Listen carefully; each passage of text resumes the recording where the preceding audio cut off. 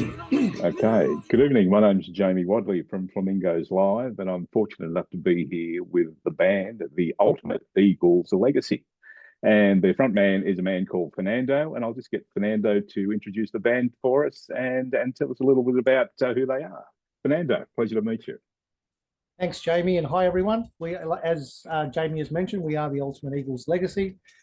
And first to my left, to your right, is Clint. Then we've got Marky Mark and Ben at the end there. Pleasure to meet you, gentlemen. We do have someone else here, unfortunately. His name's Chris. Okay. He couldn't make it today, but he sends his apologies. So all the talent is here. Is that what I'm hearing? And okay, right. Yes.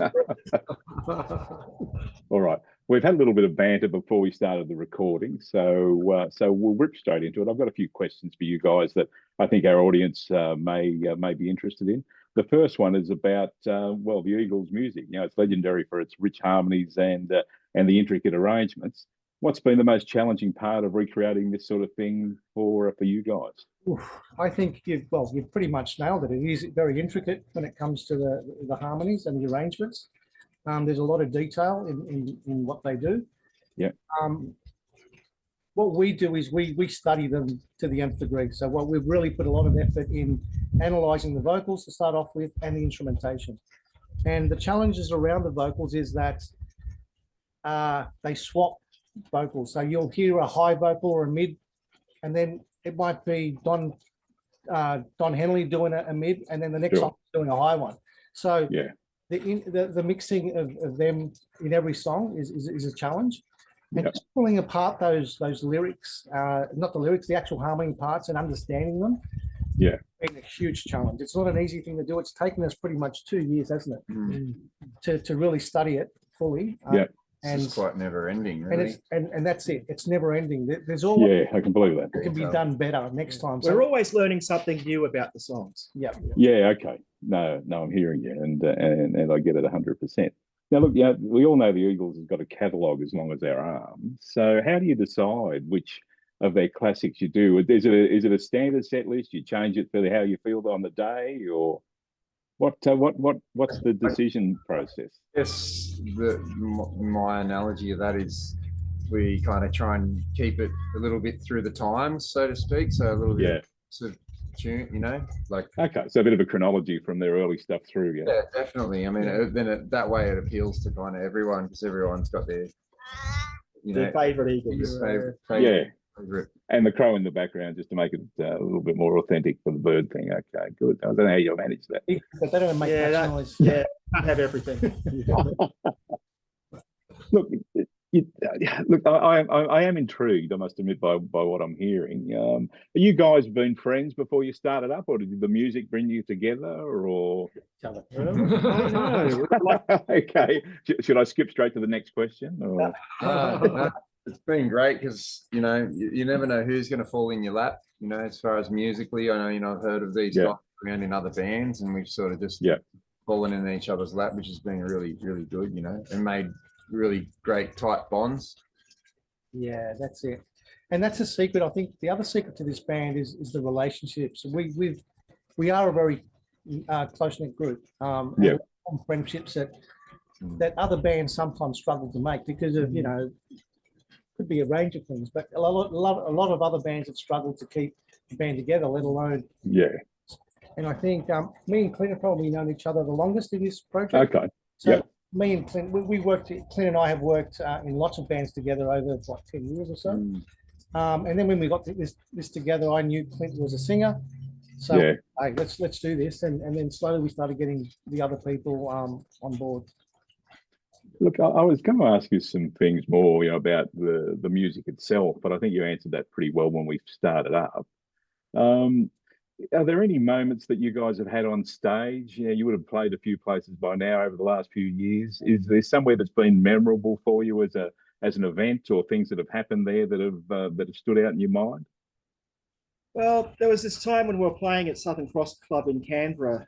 They were playing I Can't Tell You Why, which that's everyone has their good Eagles. I guess that would be my good Eagles. Okay. It's one of their most soulful songs. Sure. We're just playing, and like during the guitar solo, which Chris does, or at least he will do if he's here, which he will be on the night. Okay. So Yeah. he was playing, and I could just feel my soul just rising above the stage, rising above the club even. Wow. And I'm like, I could just feel the energy rising. I could feel the energy of other people who were obviously having the same feeling I was. Yeah. And Yeah, it was spot just, I guess that's why we do it. that's why we do it. It's great when that happens. Yeah, it sounds like flow state, if I can use that term that gets bandied around a bit. Is it that sort of thing you're talking about when you get those sort of moments? Or That's what makes it worthwhile. yeah, I'm hearing you. Yeah. Now, look, as we talked about earlier, there are so many songs which are iconic, which is crazy for any band. But the one that will spring to everyone's mind is obviously Hotel California. How do you guys handle it when the crowd starts to take over the tune?